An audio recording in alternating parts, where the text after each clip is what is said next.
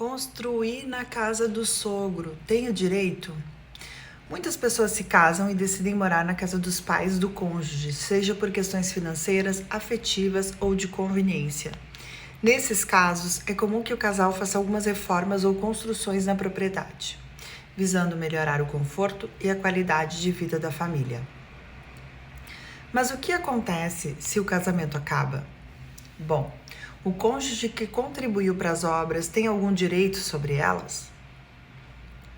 A resposta a essa pergunta depende de vários fatores, como o regime de bens do casamento, a natureza das obras realizadas, a existência ou não de autorização do proprietário e a possibilidade de indenização.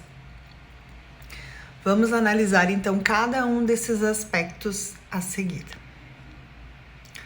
O regime de bens do casamento, ele é o conjunto de regras que define como os bens do casal serão administrados e partilhados em caso de separação ou divórcio.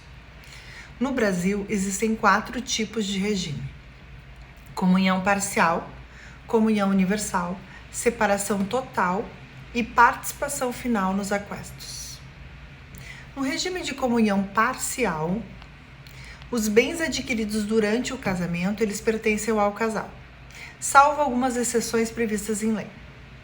Já no regime da comunhão universal, todos os bens do casal, anteriores ou posteriores ao casamento, são comuns aos cônjuges. No regime de separação total, cada cônjuge mantém a propriedade e a administração dos seus bens particulares. E no regime da participação final nos aquestos, cada cônjuge tem seus próprios, mas participa dos bens adquiridos pelo outro durante o casamento. O regime de bens, ele pode influenciar no direito às obras realizadas na casa do sogro, pois se elas foram consideradas bens comuns do casal, elas deverão ser partilhadas na separação ou divórcio. Por outro lado, se elas forem consideradas bens particulares de um dos cônjuges, este poderá reivindicar o seu direito sobre elas. A natureza das obras realizadas, então, é outro fator que pode interferir, em relação às obras realizadas na casa do sogro. Elas podem ser classificadas em 3 tipos: benfeitorias necessárias, úteis ou voluptuárias. As benfeitorias necessárias, elas são aquelas que têm por objetivo conservar o bem ou evitar que ele se deteriore. Por exemplo, consertar um telhado que está vazando ou trocar uma instalação elétrica defeituosa. As benfeitorias úteis são aquelas que aumentam ou facilitam o uso do bem. Por exemplo, construir um banheiro extra ou ampliar uma cozinha. Já as benfeitorias voluptuárias, elas são aquelas que não aumentam nem facilitam o uso do bem, mas apenas o embelezam ou proporcionam maior conforto. Por exemplo, pintar as paredes com cores diferentes ou instalar uma piscina.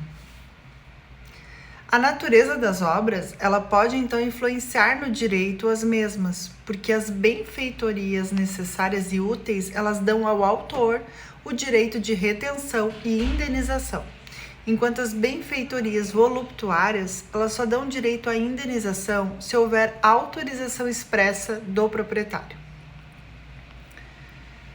Outro aspecto relevante é a existência ou não de autorização do proprietário da casa para a realização das obras.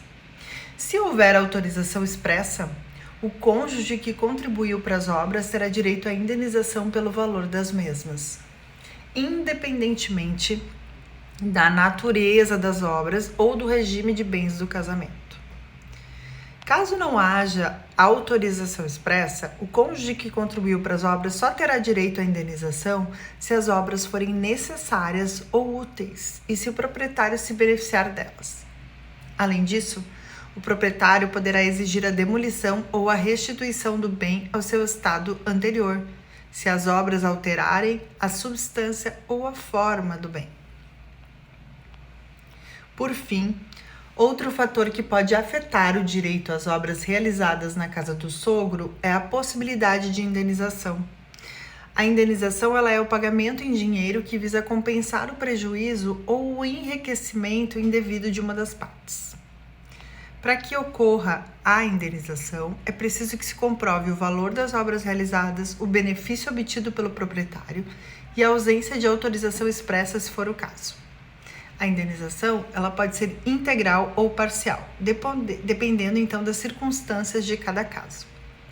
Em resumo, o direito às obras realizadas na casa do sogro depende de vários fatores, como regime de bens, natureza das obras, existência ou não de autorização do proprietário e a possibilidade de indenização.